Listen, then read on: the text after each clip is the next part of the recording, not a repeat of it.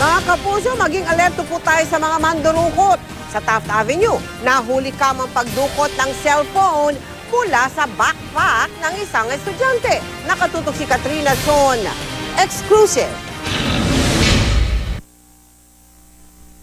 Sa CCTV footage na ito, nakuha noong Pebrero 27. Kitang-kita ang dalawang estudyanteng naglalakad papasok na sa kanilang universidad sa may Taft Avenue. Mapapansin din na may nakasunod na isang lalaki sa kanila. Habang naglalakad ay agad binuksan ng lalaki ang zipper ng bulsa ng bag ng isa sa mga estudyante at tila may kinuha sa loob nito.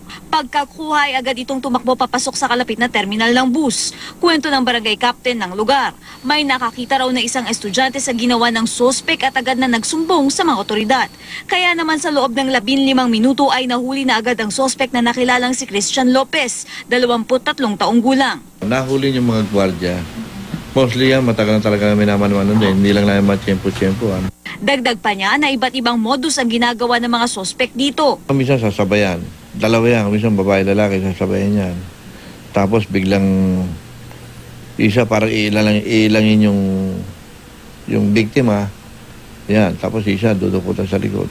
Agad naman daw na dinala sa Pasay CIDG ang sospek. Laking pasasalamat naman daw ng menor de edad na biktima ng sospek at naibalik ang cellphone na ninakaw.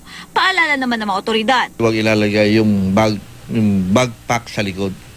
Kailangan lagay sa unahan. Kasi ganun lahat ang reklamo, puro ganun ang nakikita namin sa mga playback namin dyan. Na sa likod na kinukunan palagi ng gamit.